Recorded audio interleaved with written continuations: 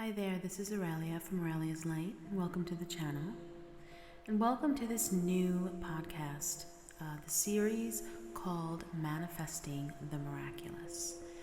And if you are new to my channel, I am a composer, a recording artist, and have been studying music and frequency for a very long time, and how sound and its effects on consciousness for about 20 years. And so in this series, I will be reading and discussing some amazing, incredible work that deals with mysticism and spirituality and laws of the spirit and metaphysics and all things to expand the soul. Now tonight, we are going to be continuing the work of Florence Scovel Shinn. And in this chapter, we are dealing with the power of the word from the game of life and how to play it. Now, this chapter is really resonant to me because of the work that I do and the courses that I teach. Actually, we spend a lot of time on the word and the spoken word because it does relate to our thoughts that we think and what we feel, and everything is really intertwined because everything is vibration, and every word that we speak has a resonance, not only frequency, but it is a way to create reality, and the words that we use shape and bend our reality because everything is vibration and everything is energy. So matter can be manipulated and changed through the power of the word. So again, this chapter is really resonant to me in my work, so I hope you enjoy it. The power of the word. By thy words thou shalt be justified, and by thy words thou shalt be condemned. A person knowing the power of the word becomes very careful of his conversation. He has only to watch the reaction of his words to know that they do not return to the void. Through the power of the word, man is continually making laws for himself. She said, I knew a man once who said, I always miss a car. It invariably pulls out just as I arrive. And his daughter would say, I always catch a car. It's sure to come just as I get there. This occurred for years. Each had made a separate law for himself, one of failure and one of success. This is the psychology of superstitions. The horseshoe or the rabbit's foot contains no power, but man's spoken word and belief that it will bring him good luck creates expectancy in the subconscious mind, and it attracts a lucky situation. I find, however, this will not work when man has advanced spiritually and knows a higher law. One cannot turn back, and one must put away graven images. For example, 2 men in my class had great success in business for several months, when suddenly everything went to smash. We tried to analyze the situation, and I found instead of making their affirmations looking to God for success and prosperity, they had each brought a lucky monkey. I said, oh, I see, you have put trust in the lucky monkeys instead of God. Put away the lucky monkeys and call on the forgiveness, the law of forgiveness. For man has the power to forgive or neutralize his mistakes. They decided to throw away the lucky monkeys down a coal hole, and all went well again. This does not mean, however, that men should throw away every lucky ornament or horseshoe about the house, but he must recognize that the power back of it is the one and only power, God, and that the object simply gives him a feeling of expectancy. I was with a friend one day who was in deep despair. In crossing the street, she picked up a horseshoe. Immediately, she was filled with joy and hope. She said God had sent her the horseshoe in order to keep up her courage. It was indeed, at that moment, about the only thing that could have registered in her consciousness. Her hope became faith, and she ultimately made a wonderful demonstration. I wish to make that point clear, that the men previously mentioned were depending on the monkeys alone, while this woman recognized the power behind and the power back of the horseshoe. I know in my own case, it took a long while to get out of the belief that a certain thing brought disappointment. If the thing happened, disappointment invariably followed. I found in order to make a change, I had to make a change in the subconscious. It was by asserting there are not two powers, there is only one power, God. There are no disappointments, and this thing means a happy surprise. I noticed a change at once, and happy surprises commenced coming my way. I have a friend who said nothing could induce her to walk under a ladder. I said, if you are afraid, you are giving in to the belief in two powers, the power of good and the power of evil, instead of one.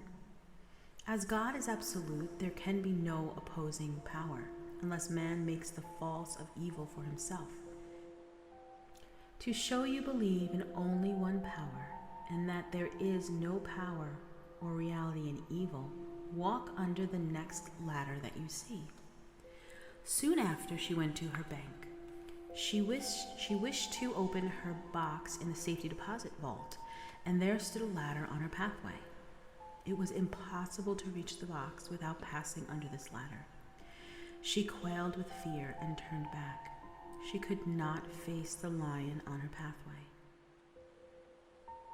However, when she reached the street, my words rang in her ears, and she decided to return and walk under the ladder. It was a big moment in her life, for ladders had held her in bondage for years. She retraced her steps to the vault, and the ladder was no longer there. This so often happens. If one is willing to do a thing he is afraid to do, he does not have to. It is the law of non-resistance, which is so little understood. Someone said courage contains genius and magic. Face a situation fearlessly, and there is no situation to face. It falls away of its own weight. The explanation is that fear attracted the ladder on the woman's pathway, and fearlessness removed it. Thus, the invisible forces are ever working for man, who is always pulling the strings himself, though he does not even know it. Owing to the vibratory powers of the word, whatever man voices, he begins to attract. People who continually speak of disease and lack invariably attract it. After man knows the truth, he cannot be too careful of his words. Another example is, I have a friend who often says on the phone, "Do come to see me and have a fine old chat." This old-fashioned chat means an hour and a half, about 500 to 1,000 destructive words, and the principal topics being loss, lack, failure, and sickness. I reply, no thank you.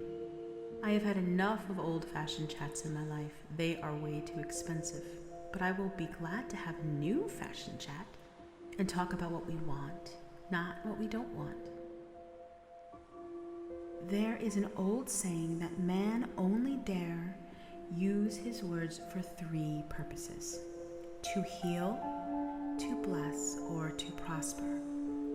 What man says of others will be said of him, and what man wishes for another, he is wishing for himself. Curses, like chickens, come home to roost. If a man wishes someone bad luck, he is sure to attract bad luck himself. If he wishes to aid someone to success, he is wishing and aiding himself to success. The body may be renewed and transformed through the spoken word and clear vision, and disease be completely wiped out of the consciousness. The true metaphysician knows that disease always has a mental correspondence, and in order to heal the body, one must first heal the soul. The soul is the subconscious mind, and it must be saved from wrong thinking. In the 23rd Psalm we read, "He restoreth my soul." This means that the subconscious mind or soul must be restored with the right ideas and the mystical marriage. The mystical marriage is the marriage of the soul and the spirit, or the subconscious and the superconscious mind. They must be one. When the subconscious is flooded with the perfect ideas of the superconscious, God and man are one. I and the Father are one. That is, he is one with the realm of perfect ideas. He is the man made in God's likeness and image, imagination, and is given power and dominion over all created things, his mind, body, and affairs. It is safe to say that all sickness and unhappiness comes from the violation of the law of love. A new commandment I give unto you: love one another, and in the game of life, love or goodwill takes every trick. Another example I have for you is a woman I know had for years an appearance of a terrible skin disease. The doctors told her it was incurable, and she was in despair. She was on the stage, and she feared she would soon have to give up her profession, and she had no other means of support. She, however, procured a good engagement, and on the opening night made a great hit. She received flattering notices from the critics and was joyful and elated. The next day she received a notice of dismissal. A man in the cast had been jealous of her success and had caused her to be sent away. She felt hatred and resentment taking complete possession of her, and she cried out, "Oh God, don't let me hate that man." That night she worked for hours in silence. She said, "I soon came into a very deep silence.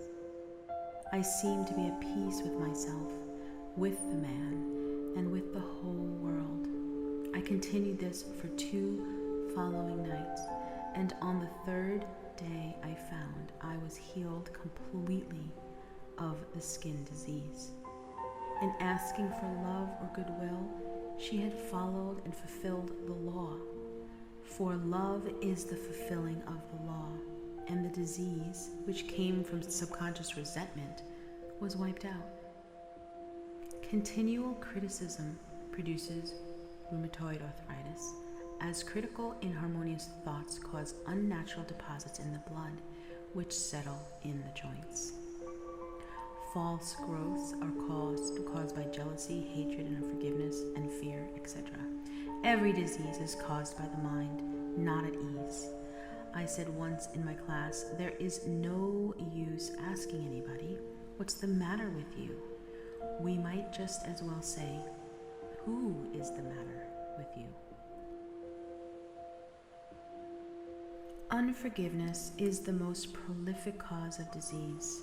It will harden the arteries or liver and affect the eyesight. In its train are endless ills. I called on a woman one day who said she was ill from having eaten a poison oyster. I replied, "Oh no, the oyster was harmless. You poisoned the oyster. What's the matter with you?" She answered, "Oh, about 19 people." She had quarreled with 19 people and had become so inharmonious that she attracted the wrong oyster. Any inharmony or disharmony on the external indicates there is mental inharmony. As the within, so the without. Man's only enemies are within himself, and a man's foes shall be they of his own household. Personality is one of the last enemies to overcome. As this planet is taking its initiation into love, it was Christ's message, peace on earth, goodwill towards men. The enlightened man therefore endeavors to perfect himself upon his neighbor. His work is with himself and within himself. And the marvelous thing is that if one blesses a man, he has no power to harm him. For example, a man came to me asking to treat for success in his business. He was selling machinery, and a rival appeared on the scene with what he proclaimed was a better machine. And my friend feared defeat, and I said, first of all, we must wipe out all fear, and know that God protects your interests, and that the divine idea must come out of the situation.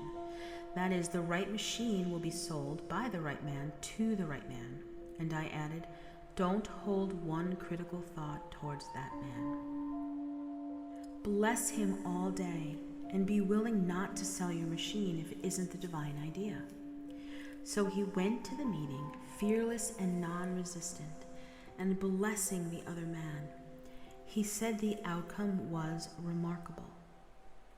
The other man's machine refused to work, and he sold his without the slightest difficulty.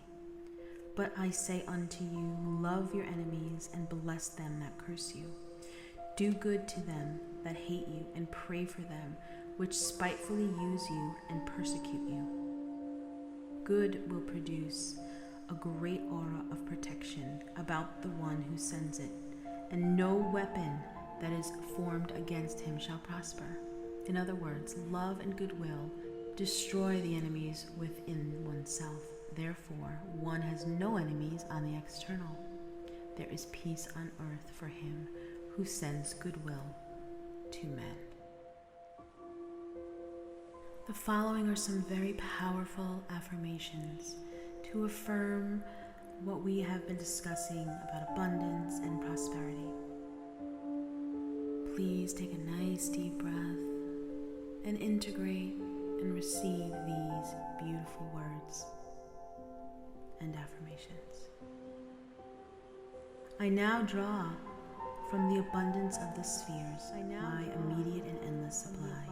All channels are free, all doors are open. I now release the gold mine within me.